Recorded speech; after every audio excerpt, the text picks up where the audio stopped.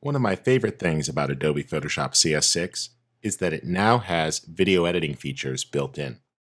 To access this, I'll click the timeline panel and then the plus symbol to add my first video clip. Now, you could add multiple clips if you want, and I'll just select all of these actually and click Open. This will bring them in and put them into the timeline panel. The timeline allows for an arrangement from left to right to specify a linear order. And what you're going to want to do is adjust the order of the clips. Now, there's a lot to video editing, but I want to give you a quick overview of how it works with the major features. For example here, I could decide that I only want to use part of this shot. And to do that, I'll just trim it. So if I decide I want to use the front part here, I could start to pull that in. And you see in the little pop-up heads-up display, you get a nice interactive preview of which parts of the shots you're using. If you change your mind, you can also reposition that shot. Notice by dragging how it moves. And in doing so, it changes its stacking order in the Layers panel for the video group. Press Delete, the gap automatically closes. So this works nicely, and what I'm going to do here is just define what I want to use. So a little bit of dragging there works well. There we go. And I see the new duration. For the next shot, I'll place it, grab the shot and adjust the handles. There we go. And everything automatically ripples. There we go. Let's get a duration there of about 10 seconds. This next shot seems okay, but it's not doing much for me. It's really short, so I'll just delete it, and the gap closes. So it's very easy for you to combine multiple shots together, as well as trim away the portions you don't want to use. When you find the shots into your liking, there's a lot more you could do with Photoshop. And let's just clear that out. All right. I've got these three shots. I want to put some transitions between them, so I can go ahead and just drag. And you'll notice in doing so that it adds the transitions. I'll put a little fade at the beginning and the end of the sequence, and that does a nice job. I can adjust the duration if I'd like to make that longer. Let's go with a straight 2 seconds there for the fade out. And on a shot-by-shot basis, I can color correct.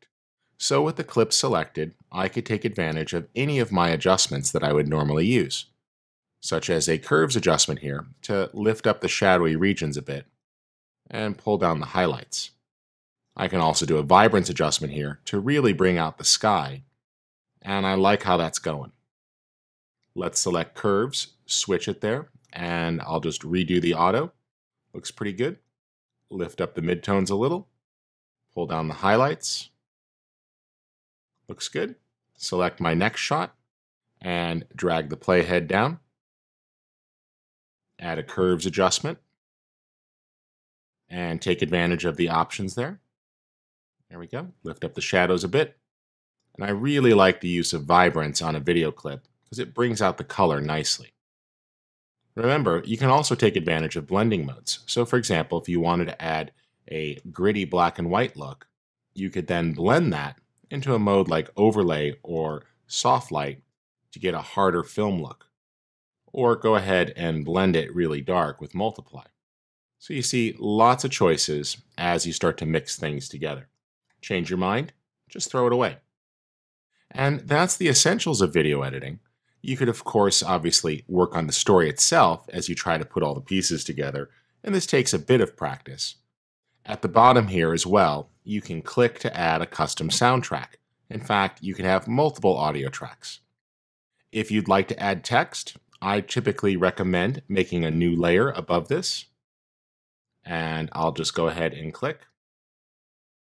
You'll see the little fade up there. When that plays back as video, that'll go from black. If you want to see it here in Photoshop, just put a solid layer there and set it to black. And I could put that down below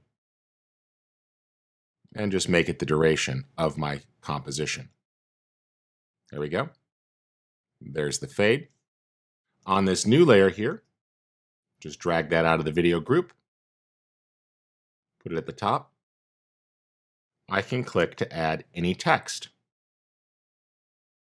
And notice it's the full Photoshop text engine that you're used to, including the use of layer styles and anything you'd like to do to help that text stand out against the backdrop. There we go. Let's just put a little stroke on it and reposition. And that video will play over the clips in real time. I can go ahead and put a simple fade on the start and end of that title. And as I adjust the title's duration, the fades will stay attached. And so now we have a nice fade up of that text. All right, looking great. When I'm ready to publish, I'll just choose File, Export, Render Video. This brings up a new dialog box, and I could choose to use the Adobe Media Encoder to output a versatile H.264 file. You'll find a wide range of presets, making it easy to go to Vimeo, YouTube, or high-definition video, as well as a variety of Android and Apple devices.